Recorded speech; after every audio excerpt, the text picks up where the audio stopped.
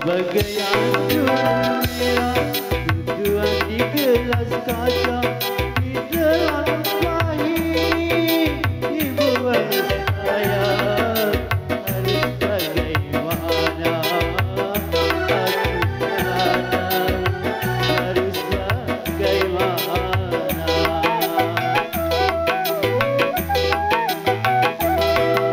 hai belum terlarang aku mencintai kamu akan ku kejar terus ku kejar kemana saja sebelum aku memiliki kamu bagai anggur merah.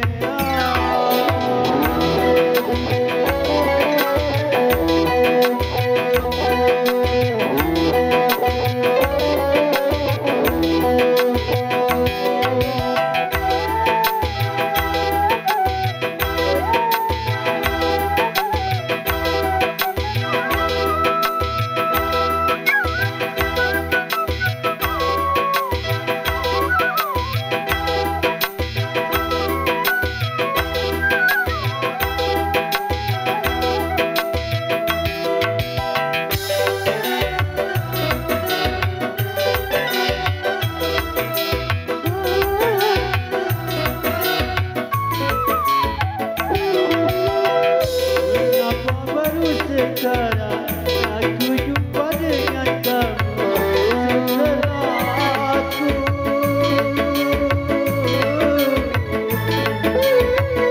terikat tali perkawinan.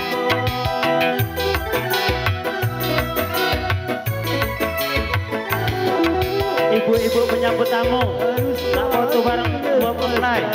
cincin di jari manisku manalah mungkin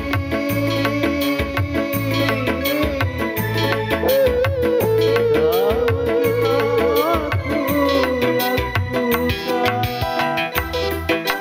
lakukan Ibu penyambut tamu yang ingin berfoto kedua mempelai. percuma saja tiada berguna bagai anggur merah.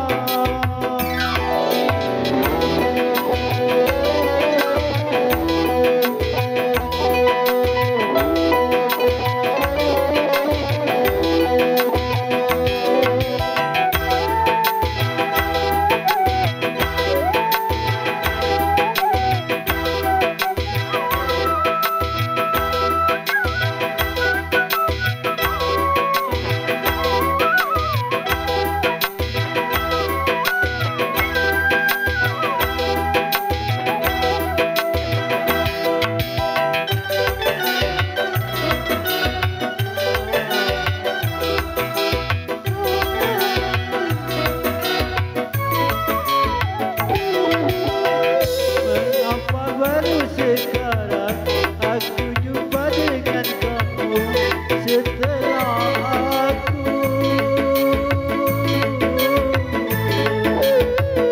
terikat tali perkawinan.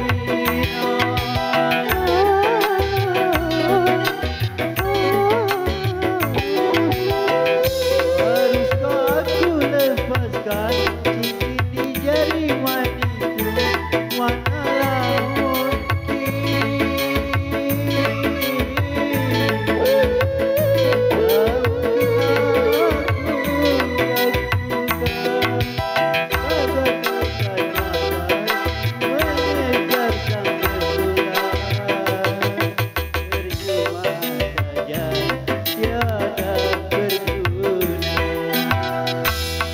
bagai anggur merah